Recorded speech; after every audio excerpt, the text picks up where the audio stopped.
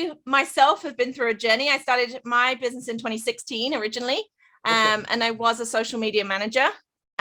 So I managed Facebook groups for people. I managed business pages for people, Instagram, everything. And then in 2019, I started coaching because a lot of my clients like, okay, I need some help, but can you help me? Yeah.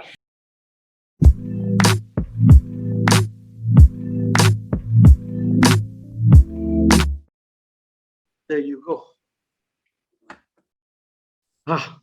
Okay. Again, Disha, let me first welcome you to my podcast. It's called Minding My Business, and I talk to people from different parts of the world, different fields, and they generally, I discuss about what they do, and fortunately, I've been able to find a lot of guests through Facebook, and today we are going to talk about Facebook. So I saw your post the other day, and I was pretty intrigued. Like I haven't seen such things before. You see a lot of posts, right, on Facebook. There are, a lot of them are spams. A lot of them lead you to a link. You click them. Somewhere, someone will ask you to pay, and Facebook is not always that great. You click on an ad, and later on you see those ads popping up everywhere in your computer, like every other app. So amidst all this, like reading a post where you're saying that basically you have cracked the art of engaging with people up to 2000 people and make money out of it. So I went through a few of your posts and one or two podcasts as well, and I wanted to first know from your end, like, what do you do again, how it all started, and then I would like to know, what is this about? Because just to be honest, like, we all put up an ad on Facebook, we go to that, where you pay for it, and then the ad runs for 20 days, you get a few likes, there are a few comments, and that's it. Like, that's it. Yes. There's no, somehow the problem is, how do we manage to get an engagement out of it? How does the other person in my group, in that page, how does he or she like find my stuff interesting and then generate income as well, like buy that product as well? So over to you, Disha. So I primarily work in Facebook groups. That is my jam. I love Facebook groups. And the reason I love Facebook groups is they're much more of a community feel. You can connect with people on a more personal, deeper level than you can on a business page. Facebook have even announced they've released a transparency report for Q3 this year, where they told us that business pages were getting less reach and Facebook groups were basically where it's at. So I was like, right, great. This just confirms everything that I already knew. And refocused all of my efforts on Facebook groups. Now, my Facebook group, like you said, has less than 2,000 people in it. And I generate 6 figures from that group in the last 12 months easily. And it's just from being a human. And that is the biggest thing that people forget on social media is connection and being with people and showing up and being your authentic self. So people inside of my group know me personally. So they know my dog is called Rolo and is the cutest, most adorable dog ever. Like they know what I'm up to. And obviously, when I say this, I don't tell them all the ins and outs and the gory details of my life. Like, they don't need to know all of that, but they have a vague idea of what is going on. Fair idea about who you are. Yeah. And it means that then they can buy from me with conscience, right? They know that I am a real person, that they can connect with me, that they authentically know who I am. So I get people messaging me, just indirect message. Yeah, I've signed up to your 12-month program. I'm like, oh, cool. And I don't even know the person at all, but then like, I've watched all of your content. I've signed up. I'm like, oh, great. Okay, thanks. See you in the program. And it's just easy. And the reason being, I share so much value inside of the group and connect meaningfully with people. So there's a process that people go through when they come into my group, and I systematically take them through that process and connect with them, get to know them, friend request them, and build that relationship so that they know me and buy from me. I kind of agree with you in this as well, because personally, on a very personal note, as say as an audience, when I say as a subject, say you are the subject A, say subject D, subject Disha. So when you have a page, I would love to actually, it would be lovely if you come and talk to me, when I click on that. And I think, in 2021, where, there are advertisements, like tons and tons of money spent on advertisements, I think, a one-on-one connection where, probably just a hi, what's up, what you doing, blah, blah, blah. I think, in last 2 years, what I've realized, it works greatly, because I mean, that's what you said, like connection. I mean, that is something which is missing most of the time. And I think it is all, when you sell a product as a product, I mean, you could end up clicking, or you could not end up clicking. But somewhere, if you have a human touch, yes, as you said, I will be, you say hi, I'll probably be looking forward to talking to you. Okay, let's see what this lady has to offer. And, I kind of agree. I mean, this is something which I have personally faced as well. And even as, there are people, right? There are astrologers, and, there are, people are doing palmistry online, and people are selling horoscopes online, but it's all like, you click and pay like $10 and you will get an email, something, but there's no one actually, I mean, hardly, there are people, but say 1 in 20 or 1 in 100 where they will actually come and message you. So this is something, I mean, that's what I just wanted to add to what you said. Yeah, it's just being human, and it's different to those sleazy messages that you get on Facebook from people trying to sell you stuff and just slide straight into your DMs like, buy from me. It's just, hey, how are you? Like, how can I help you? What can I do to support you right now? Rather than just being all about the sale, it's more about the connection. And I've worked with clients that are psychics. I've worked with psychics, it was really cool to see them build a community and make money that way, doing something a bit different, like you said, in the $10 readings. I've worked with yoga teachers, business coaches, life coaches, nutritionists, all have been able to build this community around what they offer, because community is such a big thing. And especially now in 2021, well, what we've been through over the last 2 years, people have realized that they need community more than ever, whether that's virtually or in person, but people want that connection rather than just sitting on their own in silo, and connecting with those people and being able to vent to them as well. But the one thing I will say is, when you're having these conversations with people and you are looking at getting them into a sales conversation, you do still have to be strategic. And that is something that people come to me and they're like, I've tried everything that you've offered for free, and I've put it all into practice and it's still not working for me. And so a lot of my clients end up sending me like screenshots of conversations they're having, and like, it's because you're coming across as a peer. So you then end up being a friend rather than the expert who they can pay to help you. So there is a fine line between being there as a human and a friend, and offering the services that you offer, and being the expert. And that is a little nuance that people miss sometimes when they start implementing the strategies I teach. So Disha, when did you start this? And like, I mean, I just wanted to know the backstory as well. Like, how, I mean, this is a relatively new program, right? I mean, has it been long, or like? Yeah. So, well, I myself have been through a journey. I started my business in 2016 originally, and I was a social media manager. So I managed Facebook groups for people. I managed business pages for people, Instagram, everything.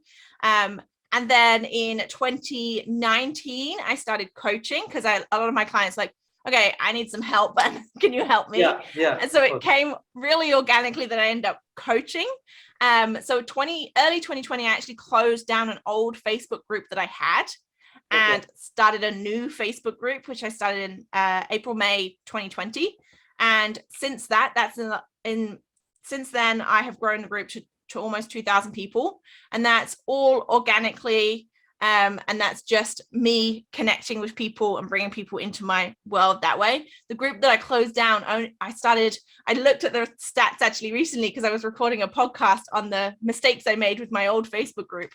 And I started my old podcast, my old Facebook group in 2017. And in 3 years, it only had 750 people in it. Yeah, so I closed that one down. I was like, okay, let's have enough of that one and let's start a new one. And this new one has changed everything for me, and it's because I was able to bring in all of the strategies that I've learned from managing other people's Facebook groups and growing their groups as a social media manager, and transition that to my own group and build it that way. And it has made a massive difference. Yeah. Disha, can I ask you a question? I just wanted to understand again. So you have this group, and say you have like, say people like me, say suppose I'm a yoga teacher, and probably you have a few more people, XYZ, who are like horoscopes or palmistry or astrologers, and so I wanted to again know the money part, like how you are able to make money with these. Like, are you also offering some products of your own, or like these people are coming and of course these people are coming into your group and then they are able to sell their products as well, but how are you also making money from that? I'm just being curious and technical. Yeah, so I have a number of different courses and coaching programs that people can buy from me to help them monetize their Facebook groups, to help them build their businesses. So I have a one-on-one program where people work with me for 6 months, and we build out their whole program offer and sell it throughout that whole 6 months. I have courses which help them to attract their clients by going into other people's Facebook groups and networking and building that way. And then my new 6-month membership program, which starts in January. I've just in pre-launch at the moment. And that is 12 months to help you grow, monetize your very own Facebook group. Oh, okay. Maybe I might become a consumer as well. I might become a client as well. There you go. Because this is something which I think as creators and anyone, like I think for any normal person who, people like us, there are most of the people are like us who don't want to, and who cannot probably spend on not about wanting. Yes, if we could, we would, but we cannot probably spend so much money. So I've actually, it's unreal to hear things where you are able to make 6-figure from within like 2,000 people, and it is something which again until it's always like see it to believe it, but now when I'm hearing from you, it's like, okay, like this is something which is possible. And believe me, I have I've met a lot of people, I've spoken to a lot of people, but like these figures are like outstanding, like astonishing and outstanding. I have not because getting the attention, generally if you want the attention for 2,000 people, like probably I think you need to have as per Facebook, with the algorithm, I think you need to have 50,000 people to get attention of those 2,000, Yeah. But, that's how the engagement is. That's how probably it works. I don't know how it works. I wish I did, but I think to get the attention of those 2,000, you're able to get everyone on board that way is kind of phenomenal. So I have about a 90% engagement rate inside of my Facebook group. So about 90% of people are fully engaged in my group regularly. And the way that I always use this analogy, like your Facebook group is a mirror of you. So it depends how much you show up to how other people show up, right? And if you're there regularly, then your audience will be there regularly. If you sit and schedule a couple of posts a week to go out in your Facebook group, your audience aren't going to be as interested either. Like it is a total mirror in that way. And a lot of people come to me and be like, I don't know what I'm doing wrong. I'm scheduling like 3 posts a week inside my Facebook group and nobody's buying from me. because you haven't given them any value. You're not there all the time. Like they don't care about you enough. If you're there consistently, I post inside of my group at least once a day, if not 2 or 3 times a day. I'm bringing in experts, I'm doing lives, I do challenges and masterclasses. I'm constantly inside of my group, but that is my lead generation platform. I don't do much else anywhere else. So I don't need to be anywhere else because my Facebook group is that. And it grows organically by at least 25 people a week. And it's a free group, is it? Or is it like it's completely free. It's a free group. Okay, I mean, that's interesting. I mean, these are some things which probably, even hearing from you right now, these are something which, again, I don't think you are saying, you're speaking something which is out of the blue. I think these are things which, we all must, but we don't, like posting once a day is actually something which should be done. Of course, I mean, if you're not posting once a day, if I don't come online once a day, I cannot expect the audience to be there every day, So that is something very, like hearing from you, it's not something you're not saying the impossible, Like there are people who, there are people who work with jobs as well. Like they have the other jobs and then they try to handle their Facebook group and business. And then I always wonder, like, how do people find time? Not about time, like, there is always someone around in the house or, in the apartment and you're not able to come online. But I think, the essence of getting a business like this, to run it successfully is your engagement. And so you come online every day, is it like, without fail? I mean, I schedule posts as well. But I make sure that there are like if I'm not online over the weekend, I don't tend to work weekends. And so I schedule posts in and I check in from my phone for engagement and comment back to people as I am, waiting for my coffee at Starbucks or whatever I'm doing over the weekend, and just check in, see if everything's okay. I tend not to respond to messages over the weekend as well. Like I logged in this morning, I got 20 messages to respond to on Facebook over the weekend. So I get cracking on those. But it's being conscious of the people inside your group and depending on who your ideal clients are, right? Because if your ideal clients are employed, then they will probably be online in the evenings and at weekends. So that's when you'll need to be online engaging with them, because if you just show up 9 to 5, they're going to be like, oh, well, this guy doesn't, he's not going to be available for me when I want to work with him anyway, because he's only online these times.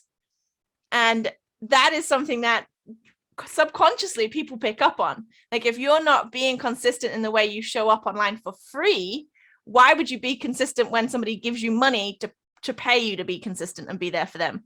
So that is something that a lot of my clients miss out on when they come work on me. I'm like, your clients don't expect you to be consistent anymore because you have been disappeared for a week to go on holiday and haven't scheduled any posts or done anything. They're like, oh, well, she's probably going to do that when I work with her and pay her money as well. So, Disha, what is your next goal? Like where, I mean, of course, there's no end, aspiration is sky's the limit. But I mean, do you set like yearly goals?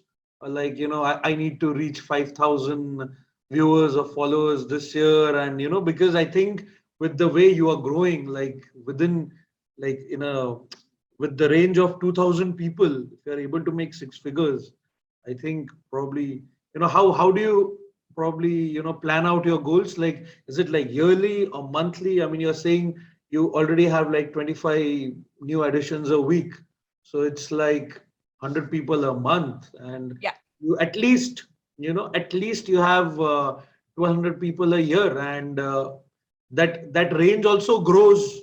The way you become bigger, your numbers per week will also grow. So I think I mean how do you set up your goals? Or it's just you take 1 month at a time, or is there? So I plan out for the whole year of what my income is going to look like, what I'm launching, when I'm launching it, what that launch is going to look like. So I have a plan for the whole of the year, and then I know what I'm targeted at, what my targets are. And that's exactly what I did for this year just gone. I planned each launch, what it was going to look like. And people go to me, oh, but things change. You can't plan out for a whole year. And yes, things change, obviously. Yeah. And I shifted my offers, but the launch schedule still stayed the same, even if it was a slightly different offer. And of course, even in the last 12 months, I've had launches that have failed. I've launched something and it's gone, da-da. I'm like, no, nobody has bought it. And I'm like, okay, so I reshift that and relaunch it again, and it looks completely different and sells out. It's exactly the same product. But it just looks a little differently packaged so that it speaks to those ideal clients. And then they're like, oh my God, I want that. Could have wanted it. It was exactly the same 3 months ago, but fine. People do have failures as well. And I want people to know that, because so many people give up after that first failed launch, that they're like, oh, it didn't work, so I'm just going to can that. And I just repackaged it, rechanged it, fixed it up, and then launched it again, and it sells out. So it's totally possible for you to do that. But I plan out the whole year, and then I have what I call key performance indicators. Anybody's worked in a sales industry or in a corporate world will know key performance indicators, like specific things that if I am on target to reach my goals, I will reach. So that comes down to, Facebook group members. I know that I want to hit 25 group members a week. So if it gets to sort of the Wednesday, Thursday, and my numbers are low, I'm like, right, what can I do now to make sure that I'm hitting those numbers by the end of the week? The same with sales calls. I'm like, I don't want to sit on the call time, and those people that say, well, do you want 20 sales calls a week? Absolutely not. No, thanks. That is far too much work for me. I aim for about 5 sales calls a week, roughly. So that is my KPI for the week. So I think I've got 6 this week. So I'm like, oh, I'll just take it easy this week on pitching, because I don't want any more next week. That's the sort of thing that I'm like, okay, these are what I need to aim for each week and each month. And I also have a calendar for revenue as well. So I know how much money is coming into my bank each day, so that I can track that as well, because throughout the month I can say, oh, I'm on track for my income this month, or I need to pull out some stops and find some money this month to hit my targets. So you have to look at your business like a business. So many people look at it like a hobby, especially when they're starting out, or it's part-time, or even if you've got family and other commitments and everything else that goes on in the world. You have to look at your business like a business and set yourself goals. And the other thing is to celebrate all of those goals. And celebrate everything in your business that you do achieve, because that brings in more, right? I have one client. Feel that sense of accomplishment. I think that's the word. Like, yeah. Otherwise, it just gets like, okay, you got something, let's move on, and probably you miss the fun out of it. Yes. Yeah, exactly. And when I hit my first 10K month, I bought a bottle of fancy champagne and I put it in the fridge halfway through the month, because I was like, this is the month I'm going to hit it. This is the month. So it was in the fridge, chilled, ready to go when that 10K cash hit my bank. And I was like, yes, it's in there. It's done. And one of my clients, she did a challenge she launched, and I said, what are you going to do for running the challenge? Like, what is your celebration? Whether you sell out or you don't, or nobody buys, what is your celebration for finishing that challenge? And she joked, I'm going to get a cake with my face on it. And I was like, that sounds like an epic celebration. So she did it. She sent me a picture of a cake with her face on it for finishing the challenge. And I was like, yes, I love this. And it doesn't matter whether the challenge was sales wise a complete success. It was the first one she'd done, so I wanted her to celebrate the process of doing it, and the next one will get better, and then one after that, and the one after that. So it's just celebrating everything that you hit as well, all those KPIs and stuff that you hit. So DEASHA, like today is 29th of November, so you are all set for the next plus 365. Are you like, at this point of time, are you all set till next another 12 months with your plans? Or like at least, yeah? Yes, I have my vision board. I know exactly what's coming up for the next year. I've restructured some of my offers going into 2022 as well, because I want to make sure that I am able to scale. Because obviously as you grow and change, your offers will grow and change. So some of my big offers that I have been selling for the past year and a half, I've reshuffled those, and they've just gone on Black Friday sales.